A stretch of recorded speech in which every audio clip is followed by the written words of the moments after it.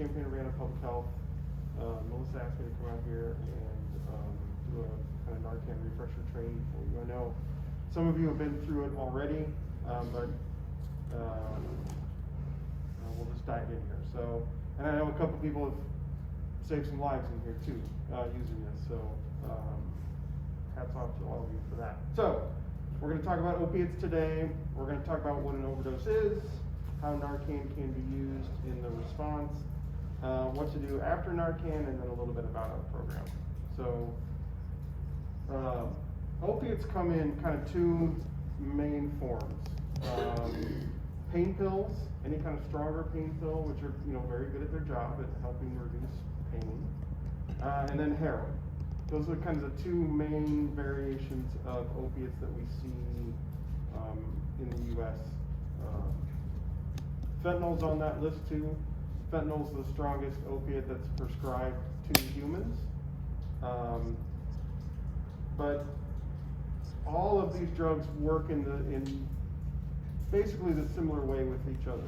They all slow the body down, they suppress breathing, and they help reduce pain, and they're very good at their job. But heroin's on this list because heroin is basically the same as all these other opiates that are out there. So there is some variation between all of them, but generally they all are the same thing. The body responds to them the same way, and you can overdose on any of these and it can look very similar. So we're talking about opiate overdose today. So we're not talking about meth overdose or cocaine overdose or alcohol overdose or any other kind of drug just for this demonstration and this training today. Now, if those drugs happen to have opiates combined with them, then it counts as an opiate overdose. But other drugs and the way that people overdose on those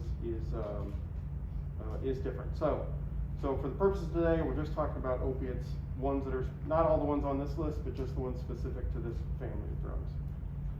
So like I said, they are all the same. There is some variation between them. Some of them last longer than others. Some of them are stronger than others. But generally the body responds to them in the same way. You can see like heroin and Oxycontin, if we had the same kind of equivalent to them, are about the same thing. The body responds to them in the same way. Fentanyl, this scale isn't even accurate about how strong fentanyl is. It's a very strong opiate, and it's been in the news a lot lately, and there's a lot of risk around it. But they're a little different, but they're a little same. So you know how you stub your toe on a piece of furniture and you get that real intense pain right away, and then that pain slowly begins to wear off? That's your body naturally producing an opiate called morphine. All of us have the ability to produce that. And the morphine gets released into the brain, and it finds this little receptor that we have, or receptors that we have, and the opiate fills the receptor and then sends sensations of pain relief and suppression to it. All of us have that, regardless of our opiate use, regardless of our drug history. But opiates have a very specific problem when introduced into our brain in larger quantities.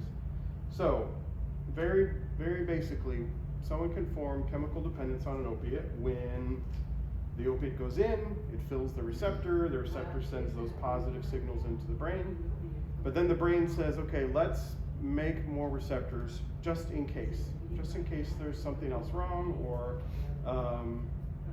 for whatever reason our brain produces more receptors. And if there are more opiates present, they will fill those additional receptors, and they will send then increased sensation of pain relief, increased suppression. This is where some of the high from opiates comes from. This is where the feelings of euphoria come from. People don't take opiates because they feel bad. They take opiates because it makes them feel good, right? So this is what causes that. The body produces more receptors, and if there's more drug available, they'll fill those receptors. If there isn't enough drug to fill all the receptors present, then the receptors will begin to send the opposite sensation into the brain. They'll send negative pulses into it. Which means if there's no drug present, in other words, none of the receptors are filled, they will begin to send negative pulses into the brain in larger quantities, which is what we call sick, or dope sick, or opiate withdrawal, meaning that the chemistry of the brain has changed in where it thinks that it needs the opiates in order to feel normal. This is part of the challenge that opiates have. Meth doesn't do this, not as quickly and not as severely. Alcohol doesn't do this, cocaine doesn't do this, marijuana doesn't do this, no other drug does it in the same kind of speed and severity that opiates do. So this is a long, terrible list of symptoms that someone can feel when they are chemically dependent on an opiate, meaning they don't have enough opiate in their system for them to feel right. Their body will send all of those negative pulses into the brain, and it will send this long, terrible list of potential symptoms that someone might feel. And they're different for everybody. But this is not addiction. Addiction is a very different disease. This is just simply opiate withdrawal. So you have to differentiate between the two when we talk about opiates, because opiates cause a chemical dependency, which is different than the disease of addiction that we know about. So you can feel these type of symptoms even within a couple weeks of using an opiate as prescribed, which a lot of people don't recognize, or doctors might not necessarily tell them, or folks might not quite understand. So this is not drug-seeking behavior that causes this. This is simply a chemical rewiring of the brain that happens when opiates are used, and even used as prescribed. So we have a drug that wants to be taken often, that can cause this chemical dependency, this urge to want to take it often to avoid feeling these symptoms. And the drug also causes this suppression, which means it slows someone down a lot. So an overdose is simply when someone takes more opiates than they can handle at that particular moment. For everyone, it's going to be different. We don't know exactly when someone might overdose based on a lot of factors: how big or how small they are, how much water they've had to drink, how much sleep they got the previous night, what was the last drug they took. All of those can fluctuate someone's kind of opiate threshold or their tolerance. But for everybody it's different. Generally, for people that don't use opiates, you don't need a lot of drug to trigger an overdose response in them, versus someone who uses a lot of opiates, their tolerance is going to be higher. But anyone along this threshold is susceptible to an overdose. There are some kind of major risk factors that we know of that for sure indicate when someone might be at a higher chance of suffering from an overdose. Anytime an opiate's combined with another drug or alcohol, that just greatly increases either the severity that the drug hits the brain or slows down the breathing. Like alcohol being a really classic example. Alcohol slows down our breathing. Well, so do opiates. Combine the two together, and that can cause then a dangerous combination.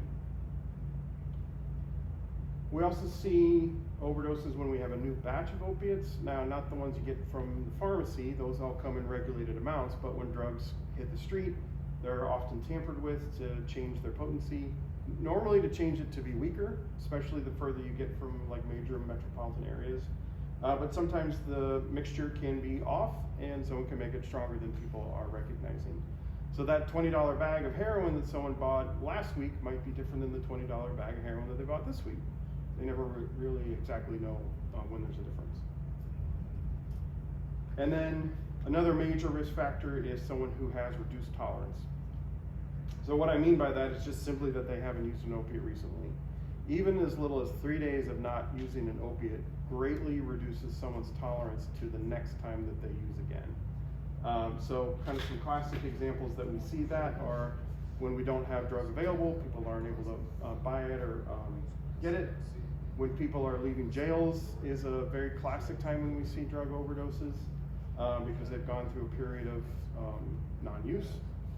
And then for persons in drug treatment, we often see if they have a relapse, their tolerance has gone way down, they go back and use that same amount that they used before, not knowing that their tolerance has reduced.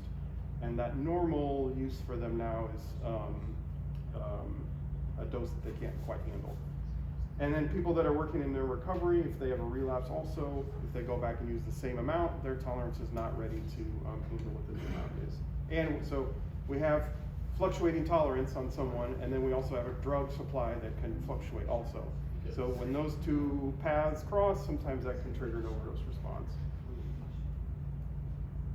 So I use typical in this just to kind of give an example. There is no typical when it comes to overdoses, but generally when the drug is first consumed, and about an hour after that drug is first consumed, is when the highest chances of someone overdosing, because the drug's in the brain in the largest quantities. So as the drug reaches the 2-hour mark, 3-hour mark, it's getting metabolized by the body, which means the amount of drug is diminishing. This person in this particular example is going to need intervention at that 1-hour mark. They don't need intervention at the 2-hour mark because the drug is worn off. Just because opiates are present doesn't mean someone's going to overdose. It depends on the quantity and the time. So here's their timeline if no one can intercede on their behalf. We know their tolerance has gotten exceeded. Their breathing slows and stops. There's a window where the lack of oxygen can cause brain damage, and then eventually cardiac arrest. The heart stops from lack of air. It's in the breathing slows, breathing stops when they're going to show the symptoms of an overdose, and that's when we have a time to intervene. Once we get later in the timeline, it's very hard to intervene on their behalf. So for people or places that are taking Narcan and wanting to respond to overdose, there are kind of 3 main priorities that we have found are very helpful. And the first one is just simply calling 911. Just calling 911 in the US gives someone about a 70% chance of surviving from an overdose, which is really good. It depends on how far you live from where the EMTs are and a bunch of other factors, but generally if you call 911, they have a real high chance of surviving. So if you take nothing from this training today, just go, okay, if I see someone unconscious and I call 911, they have a 70% chance of surviving of an overdose. That's pretty good. Rescue breathing is another critical thing that can be done. Now we live in a post-COVID world where breathing is dangerous. So rescue breathing should be done only if you feel comfortable doing it. But putting air in someone gives them a very high chance of surviving an overdose. So rescue breathing is very, very helpful. And then putting Narcan in them is another great technique that can be used to suspend the overdose until the drug wears off. So the more of these priorities that someone can do, the better chance of someone surviving.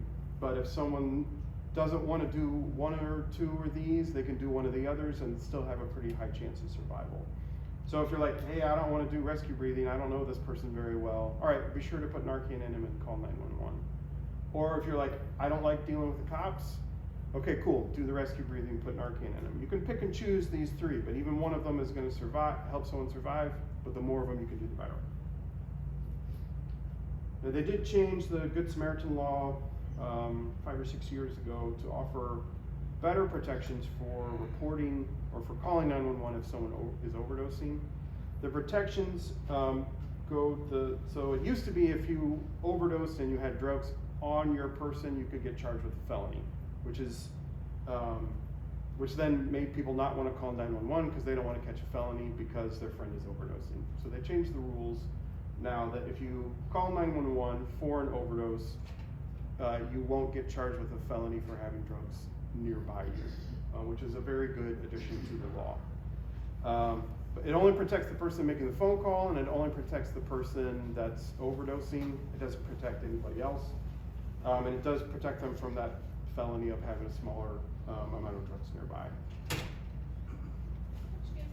So overdose signs, we're in the kind of breathing slows, breathing stops stage when someone is experiencing an overdose. So people don't jump up and go, hey, excuse me, I think I'm overdosing, I don't feel right. That doesn't happen generally. Typically their breathing slows down, they look really drowsy, and then they pass out. And it looks like they're falling asleep or toppling over. So that's the very kind of early warning sign that we recommend looking for is unresponsiveness. So that's if you see someone that looks like they're out of it, and you go and talk to them and you go and try and wake them up, and they can't respond to that, that's a good early warning sign that an overdose might be happening. Now, if they pop their head up and say, hey, leave me alone, I'm fine, that's not an overdose yet. It's only an overdose when they can't respond, or potentially an overdose when they can't respond. You might see any of these other symptoms. For sure, blue lips, blue face means someone's gone for a while without air. That's a big indicator that that something's wrong, and the importance of calling 911 at that moment. If you have a no hands policy, you don't need to slap someone or shake them or shout at them or anything like that. You don't need to throw cold water on them or slap them or hurt them or anything like that. EMTs do a sternum rub where you rub your knuckles on the breastbone or on the top lip. Those are both safe ways to apply pain to someone that's not actually going to hurt them. Those are good techniques, but if you have a no hands policy, we recommend talking louder or like kind of kicking the chairs that they're sitting on in an attempt to wake them. So Narcan, it's also called naloxone. All that it does is just block the opiates. So people don't use it on the street to get high if you can't get high from it. All that it does is just block the opiates if they're present, which means that the drug is very, very safe. It doesn't spoil and turn bad or anything like that. Once it's past its expiration date, it just might not work. But it'll work a lot longer past its expiration date. So it's completely non-toxic, it's not addictive. If a person hasn't taken opiates, Narcan will not do anything to them. It just won't work. Because it's so safe now, Illinois has passed a law that says anyone can use Narcan at any time on anyone for any reason. The only time you wouldn't want to use Narcan on someone is when they're awake, but otherwise it's completely safe. So even if someone is passed out and you put Narcan in them and it was a heart attack, a stroke, dehydration, something like that, it's not going to make anything worse. It's only going to affect them if there's Narcan in their body. I'm sorry, if there's opiates in their body, but otherwise it has no effect. So very, very safe to use. So I should say onto that, so if you come across someone that's unconscious and you can't wake them up, sure you call 911, but you can put Narcan in them at that point. Even if it's heart attack, even if they're unresponsive or anything, you can put Narcan in them and it's completely safe to do that. There's also no legal risk for doing that because you're making a reasonable attempt to save someone's life. Narcan is not going to make anything worse. So even if it is a heart attack, it's not going to make the heart attack worse. It's not going to make the stroke worse. It's only going to affect them if they have opiates in their body. So it's a very safe practice. He's unresponsive, I put Narcan in him. That's fine. So those receptors that were in the brain, the opiate comes in, attaches to those receptors and sends those positive signals to them.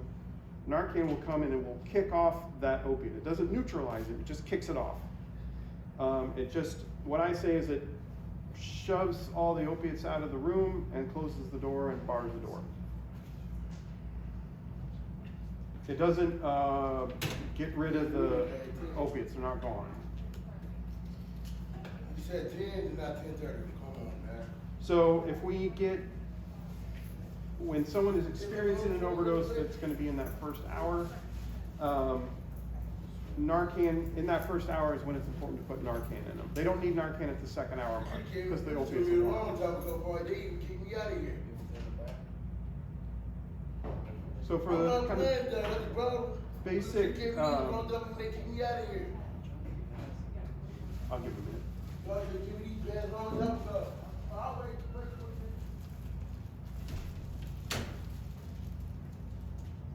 So just kind of a basic training plan is, recognizing an overdose, making a reasonable attempt to wake somebody up, calling 911, putting Narcan in them, doing rescue breathing if you're able, and staying with them until help arrives. So real quick on rescue breathing, it is important to get the person laying flat. If they're slumped over in a chair, you're not going to be able to access them correctly or get air into them properly. So they need to be laying flat on a table, couch, bed, floor, those are all fine. You want to be able to get them laying flat, head tipped back. You want to be able to put your mouth fully over theirs and push enough air in them to get the lungs inflated. So you should see the chest rising and falling as the air goes into them. But even getting them laying flat on their back with their mouth open is going to get them to breathe a little more air. Even if you don't do rescue breathing, at least get them down, get them laying flat. They do make an injectable form of Narcan. This is the most common type of Narcan out there. It's also the least expensive, but it's just a muscle shot, just goes into any large muscle. But you all also have the version of nasal Narcan here right up in the drawer, and I have some more with me too. This is just like a nasal spray, it just gets one, you just put the plunger in the nose and depress it, and it just sprays the full contents into the nose. Both these types of Narcan will stop 99% of all overdoses, regardless of drug used, body type, anything. But it is safe to use, and it's safe to use more if the person doesn't seem like they're waking up. So you can't, well, you could put too much Narcan in someone, but that would take a lot of Narcan to do that. 2 to 3 doses is enough. You don't need to do more than that if they're not waking up. So Narcan only lasts for about 30 minutes. Most people wake up really kind of groggy, kind of out of it, but we have also put them in a withdrawal state because we have made whatever opiates were in their system inert, which means they're going to feel dope sick when they wake up. So it's very normal for someone to wake up angry, confused, pissed off, and wanting to leave. It is not a traumatic experience for the person that's overdosing. It's traumatic for everyone around them. But for the person that's overdosing, it's not typically traumatic. They wake up, they feel out of it, and they feel angry, usually, which is very, very normal. So I want you to hear that. When people wake up, they don't wake up and go, oh my God, I think you guys saved my life. You guys are the best. I love you so much. No, that's not the normal response. The normal response is, where the hell am I? What are you guys doing? And where's my dope? That's the normal response that people feel. Just try and support them if they're able to sit up and tell them, just to take deep breaths, explain to them what's going on. But also explain to them that you put Narcan in them, and the Narcan's only going to last for about half an hour.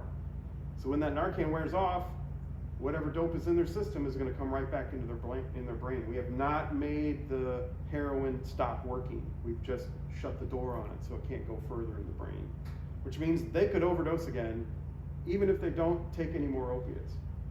If they just wait, the Narcan wears off, all the heroin that's in their system comes back, they could trigger an overdose response again. But when people wake up and feel dope sick, what are they going to want to do? They're going to want to use. So it's real important to tell them, look, if you just wait for about half an hour, you're going to start to feel better, okay? If they want to run off and use the bathroom or go be private somewhere, someone should probably go with them because they might want to use again, because that's the normal response to waking up. When the EMTs get there, just explain to them what you did, what happened, and let them take over. Preferably, we want someone to stay with them for a couple hours. Most people will go to the hospital.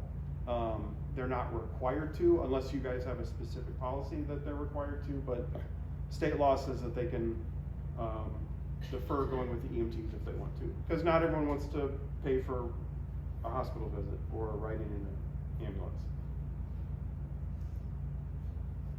Okay, so Narcan is sensitive to light.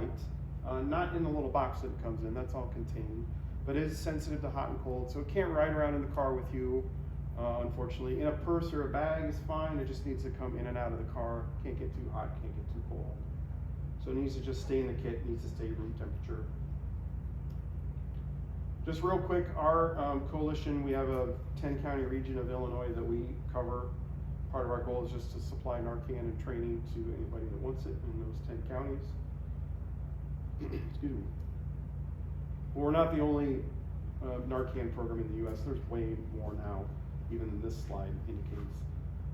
Chicago Recovery Alliance is one of the oldest Narcan programs in the U.S.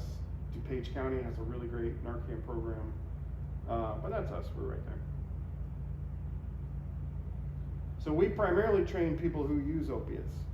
They're the most at risk for overdosing, and so we make sure that they get Narcan. And then any of their friends, family, anyone nearby them, and then any other agency that they might have contact with, we also supply them with Narcan. But we have a large grant from the state, so we have a large supply of Narcan that we can get out to the community to anybody that wants it. So we regularly give out hundreds and hundreds of doses of Narcan. There's a lot of data to prove that Narcan is very effective. This is just my favorite slide. Narcan's been studied for years because it's drugs, so people study it because they think it's drugs, so they have to make sure it works, which is great. But towards the end of the 90s, as we saw a big influx of heroin overdose deaths in Cook County, and that's when Chicago Recovery Alliance started their program to put Narcan in the hands of the drug-using population. And sure enough, overdoses have gone down since then. There's plenty of data to prove that the presence of Narcan does not increase drug use. People use drugs regardless of Narcan being present or not. It doesn't make people use drugs more. But that's a common myth. That's it. Any questions?